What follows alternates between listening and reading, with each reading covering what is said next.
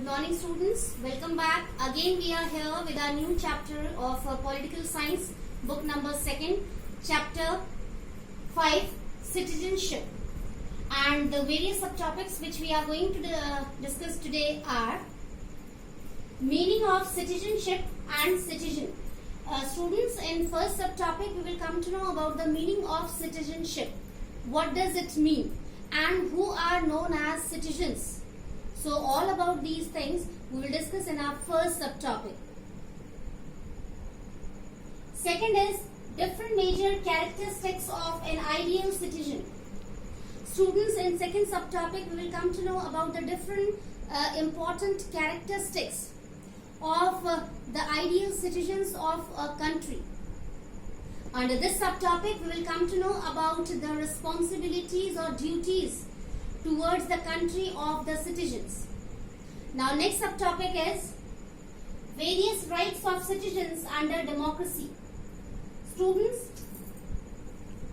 under third subtopic we will come to know about the different rights which the citizens of a democratic country can get.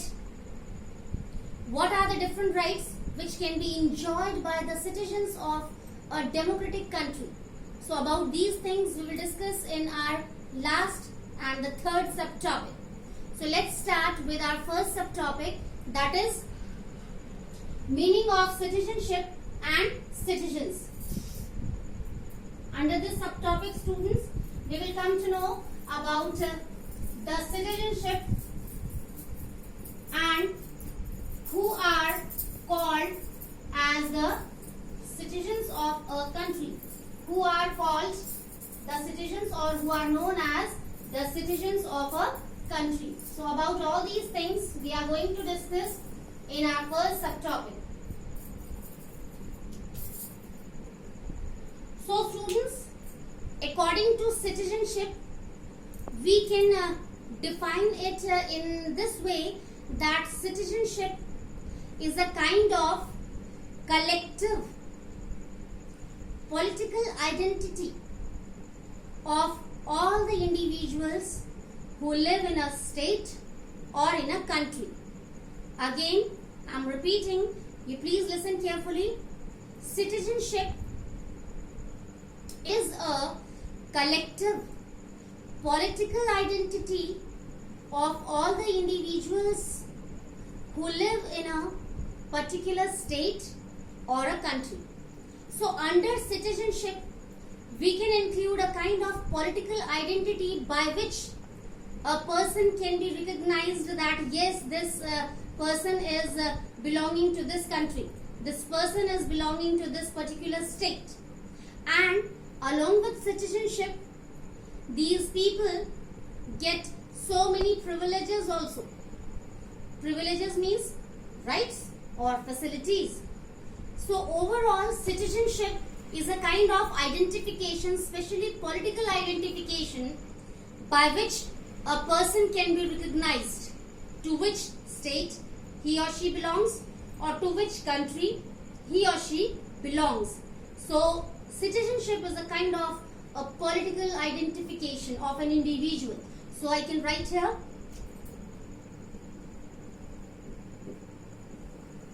citizenship is a kind of political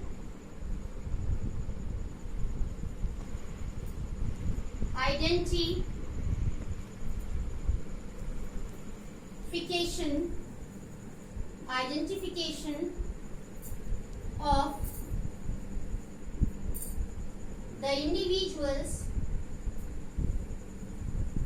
the individuals of a state or a country. This is called citizenship. Students, it's a very important as well as easy subtopic of your today's lecture. Citizenship. It's a kind of political identification of the individuals of a particular state or of a particular country. So, with the help of this political identification, a person can be recognized easily by anyone. How? Means to which state that person belongs or to which country that person belongs, we can come to know about or with the help of the political identification of that person.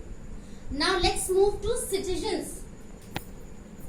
Students, now we are going to understand who are called citizens. So obviously, if you have understood the citizenship, now you can understand easily again who can be known as citizens.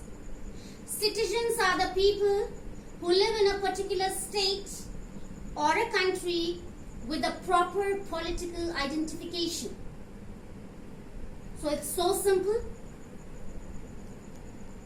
Citizens, listen carefully. Citizens are the people who used to live in a particular state or a country having a proper political identification. So both points are going to be connected to each other. Citizenship is a kind of a political identification of the people who used to live in a proper state or particular country, and the people who have this special kind of a political identification in the form of citizenship, these people are known as citizens of that particular state or a country. Now students, we have a very good example of the people of country India. Different people used to live in country India, and these people are known as the citizens of country India. We have citizenship to live with full rights in country India. Now we are moving towards our second subtopic, which is very important. That is the different major characteristics of an ideal citizen. Students, who can be known as an ideal citizen? Ideal word means appropriate or perfect. The person who is perfect to fulfill his or her duties nicely towards the society, towards the state, towards the country. So that person can be known as an ideal citizen.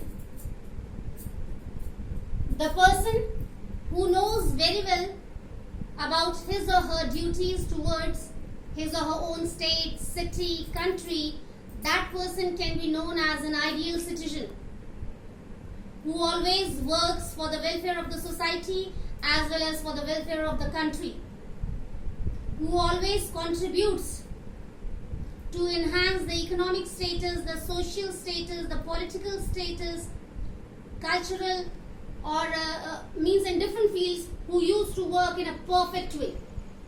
That person is known as an ideal citizen of a particular state or country.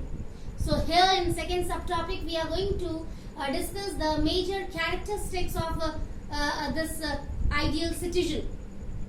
Now first is, we can write here our subtopic first,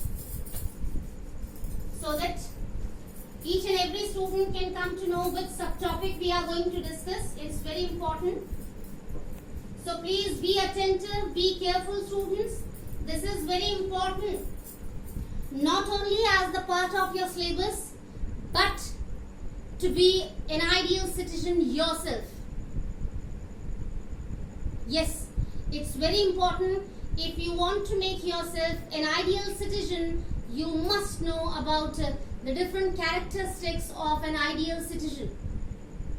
Now first is, let me write this subtopic here.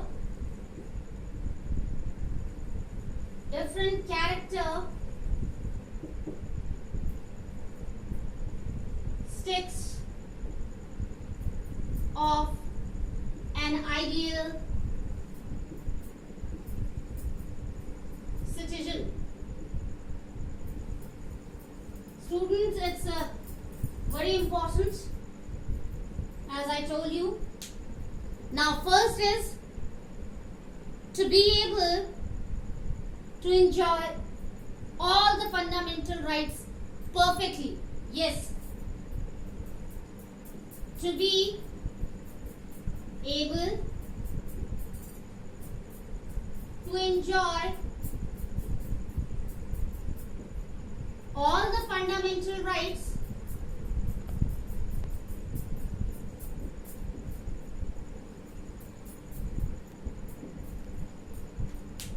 an ideal citizen is quite able to enjoy his or her fundamental rights nicely, perfectly in the society, and that person knows very well that if he or she has to enjoy his or her rights, so he or she has to take care of rights of others also. He or she doesn't have any right to interfere in rights of others, to interrupt the rights of others. This is a major characteristic of an ideal citizen.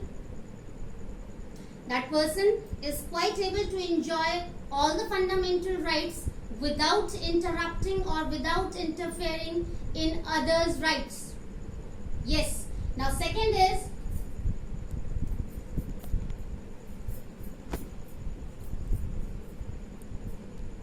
to be able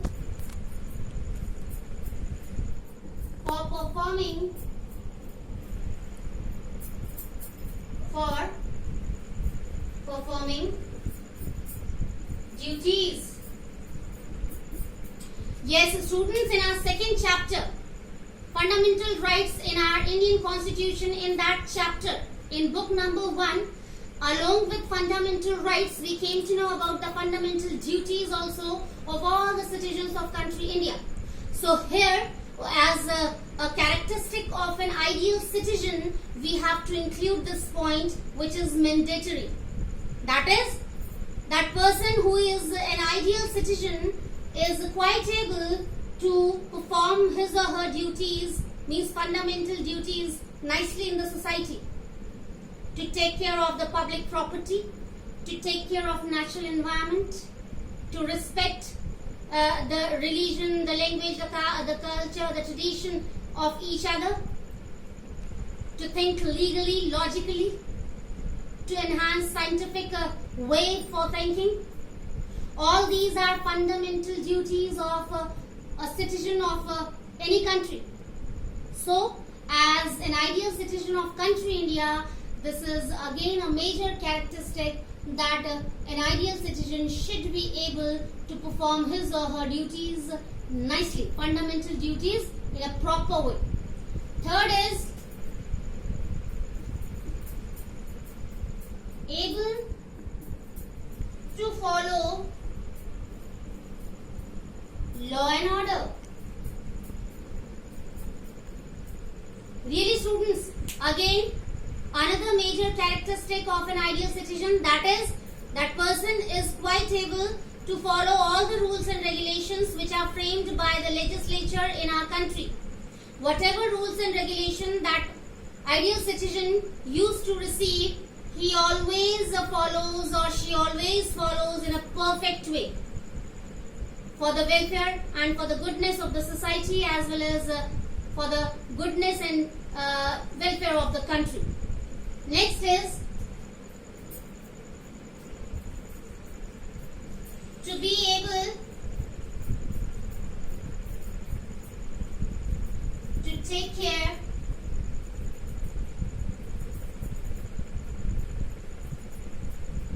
of other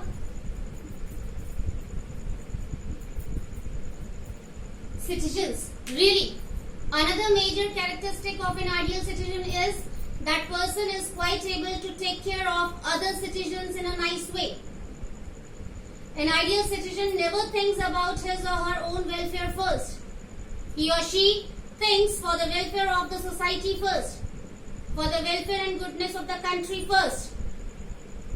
So students, these are the major characteristics of an ideal citizen. Excuse me. That person is able to enjoy all the fundamental rights nicely without interrupting the rights of others, or without interfering in the rights of others. That person is quite able for performing his or her fundamental duties. Yes, whatever duties are fixed or are mentioned in Constitution as fundamental duties of the citizens, that person is quite able to perform them nicely. Next is, that person is quite able to follow law and order in the society nicely. Means an ideal citizen always used to follow all the rules and regulations in a perfect way, in a systematic way. Last is, that person is quite able to take care of all the citizens properly. Now students, we are moving towards our third subtopic, that is, please listen carefully, be attentive students, different rights under democracy. Students, this is very easy and important also, and for many a times we have discussed all these rights under democratic form of government. So we can write here fundamental rights. Really? Students, under democratic form of government, all the citizens are quite able to enjoy all the fundamental rights in a perfect way. And what are these rights? Everyone knows properly. Right to equality, right to freedom, right to education, right to religion, right to raise voice against exploitation, and at last, the most important right, right to constitutional remedies. Under this right, if other rights are going to be violated by anyone, so people can go to courts for having impartial justice. So all these fundamental rights can be enjoyed by the citizens of a democratic country. Second, right to vote. Really students, this is also a very important right for the people who used to live under democratic country. Yes, all the citizens have equal right to vote according to the universal adult franchisee. In our previous chapter, students, we discussed this point also. Universal adult franchisee means when a person gets old, having the age of 18 years or above that, then that person gets the right to vote. Next is right to have all the public facilities. Please listen carefully, students. Yes, this is also a major right under democratic country. That is, all the citizens are free equally to enjoy all the fundamental or public facilities, we can say, to enjoy in the society. What these public facilities can be? Proper use of water, proper supply of electricity, opportunities of getting jobs easily, good education system, proper health excuse me, proper healthcare facilities. So all these public facilities can also be enjoyed by the citizens of a democratic country. Next is to work according to will.